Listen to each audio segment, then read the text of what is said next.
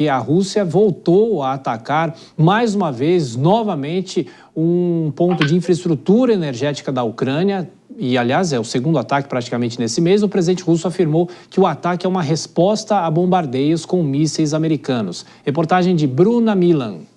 Mais de 1 milhão de pessoas no oeste, sul e centro da Ucrânia ficaram sem energia elétrica após o ataque russo.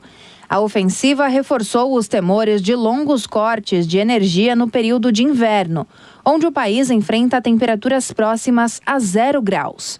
Segundo as autoridades ucranianas, esse foi o 11º ataque ao sistema de energia do país desde março. O presidente ucraniano Volodymyr Zelensky declarou que a Rússia usou mísseis de cruzeiro com munições cluster no ataque realizado nesta quinta-feira. 79 dos 91 mísseis russos foram abatidos pela defesa aérea do país. 35 drones foram derrubados. O presidente da Rússia, Vladimir Putin, afirmou que o ataque em larga escala é uma resposta aos ataques ucranianos contra o território russo com mísseis americanos. Esta noite, conduzimos uma série de ataques usando 90 mísseis de uma classe similar e 100 drones. Atingimos 17 alvos. São instalações militares, instalações da indústria de defesa e seus sistemas de suporte.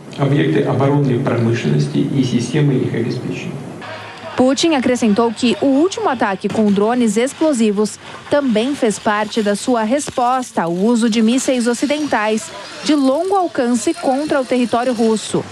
O conflito entre Rússia e Ucrânia se intensificou nas últimas semanas, principalmente após o exército ucraniano receber autorização de Washington para usar mísseis americanos em ataques. Vladimir Putin afirmou que, caso a Ucrânia use armas nucleares para atacar seu país, todos os meios de destruição possíveis serão utilizados. E se o país com o qual estamos essencialmente lutando agora se tornar uma potência nuclear? O que faremos nesse caso? Pegaremos e usaremos tudo. Quero enfatizar isso, que são precisamente todos os meios de derrota disponíveis para a Rússia que usaremos. E não permitiremos que isso aconteça. O presidente russo também afirmou que é praticamente impossível para a Ucrânia produzir uma arma nuclear, mas que poderia ser capaz de fazer algum tipo de bomba suja, uma bomba convencional misturada com material radioativo para espalhar contaminação. E nesse caso, a resposta russa poderia ser ainda pior. Bom, aqui com a gente é o professor Lier, da Universidade Federal Fluminense. Professor, esse conflito se escala, né? Daqui a pouco vai completar 3 anos, mas o senhor acha que talvez é um conflito que tenha os dias contados, pelo menos em relação a essa escalada de violência, porque há uma expectativa da sucessão nos Estados Unidos fazer com que essa guerra, esse conflito mude de figura ou até mesmo possa chegar a um ponto final. O senhor acredita nisso? Eu espero que sim, Thiago. Realmente a gente acredita que, como um governo, né, Trump, que se coloca aí há menos de 2 meses aproximadamente, a gente tenha uma mudança no perfil da guerra.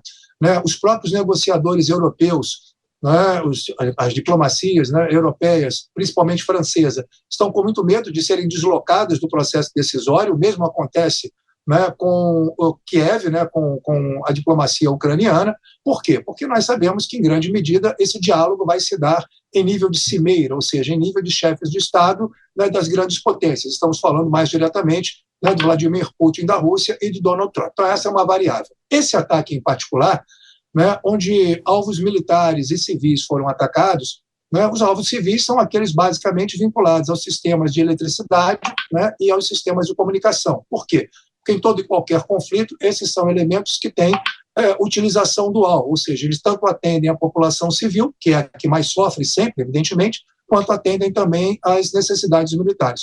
Por um outro lado, a gente tem as informações das fontes internacionais, né, de que a Rússia também está destruindo os locais onde sistemas de armas de longo alcance da Ucrânia foram implantados. E as respostas russas, né, utilizando mísseis balísticos de longo alcance, na verdade, eles excedem muito, né, a própria agressão feita pela Ucrânia. Então, qual é a mensagem que está posta aí? A mensagem é muito clara para os líderes de Bruxelas e Washington.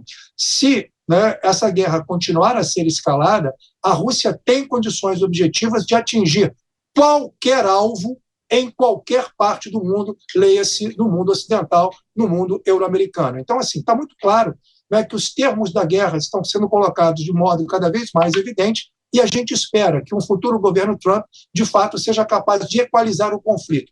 Até que ponto isso vai atender aos interesses de Bruxelas, da União Europeia particularmente, né, e de Kiev, a gente sabe que é muito difícil, porque, né, num processo de negociação entre grandes potências, né, os interesses, né, dos países de menor significação política, econômica, né, e militar tendem a ser preteridos. E, nesse sentido, né, os interesses ucranianos sobre aproximadamente os 20% do seu território, que já estão postos sob o domínio soviético, deverão ser sacrificados. Tiago.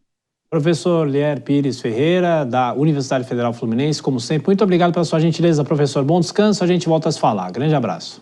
Muito obrigado, Tiago. Boa noite a todos. Boa noite.